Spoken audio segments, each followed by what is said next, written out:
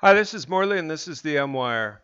Well, since the police have been effectually defunded in Minneapolis, they've been at least nice enough to tell you how to be prepared to be robbed, as well as instructions how to comply with criminals. I don't think people are going to do that. I think they're ultimately going to protect themselves because, well, it's a basic human instinct to protect yourself when you're faced with some sort of danger. If you remember a couple of weeks ago, the governor of Minnesota actually had the gall to ask President Trump for money to help repair the damage from all the rioting and looting.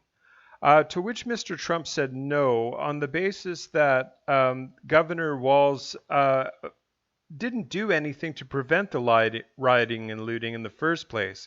So I would say Mr. Trump's response is quite warranted, actually. Well, let's get into this thing.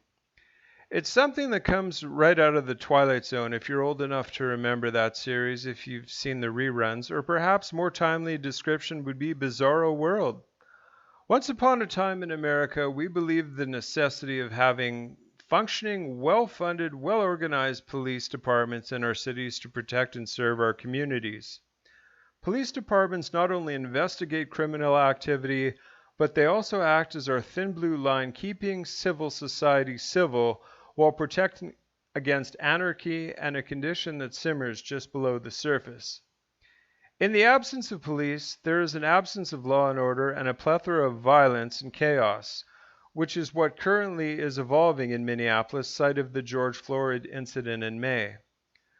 Rather than simply investigate and, if necessary, punish a small group of police officers who may have acted inappropriately and caused Floyd's death, simmer down, we don't know that yet because there hasn't been a trial.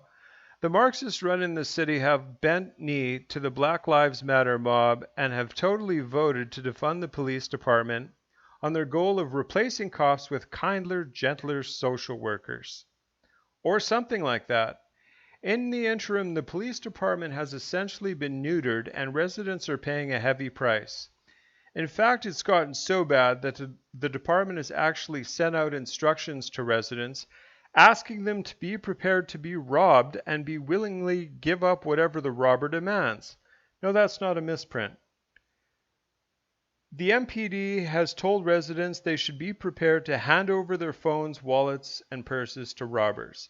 The MPD has reported a 46% increase in carjackings and a 36% increase in robberies compared to the same time last year. Police in the city's 3rd precinct alone have received more than 100 reports of robberies and 20 reports of carjackings in the last month. Officials are now telling residents to be ready and simply comply with the demands of criminals in an email sent to 3rd precinct residents. Be prepared to give up your cell phone and purse and wallet, cops said in an email to residents, a copy of which was obtained by the news outlet. The email also instructed cities to obey the criminals and do as they say.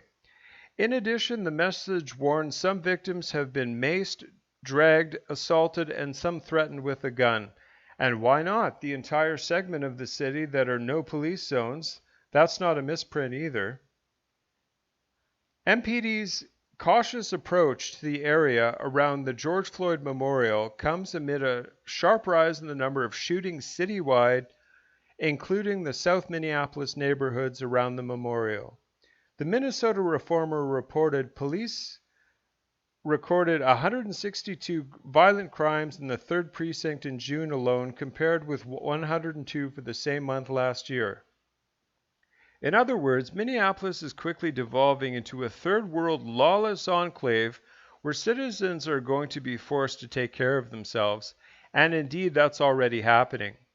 As break-ins and fires raged in the first days of the mass protest over a killing of yet another black man in an encounter with police, the city seemed to descend into a security vacuum, NPR reported early back in June. Cisa Bear said the police disappeared from the neighborhood. That's when she and others started forming patrols to include people with licensed weapons. The business of defunding police isn't going to end well. The gangbangers, the anarchists, the thugs, the druggies, and the homicidal will come to rule the streets if they're allowed free passage. That's just human nature, and a lot of innocent people are about to learn the lesson the hard way. Well, it's true. I mean, it's basic human instinct to protect yourself, and if the police aren't going to do it, private citizens will do it. Well, I thank you very much for coming on to my video. Please like, comment, share, and subscribe, and God bless.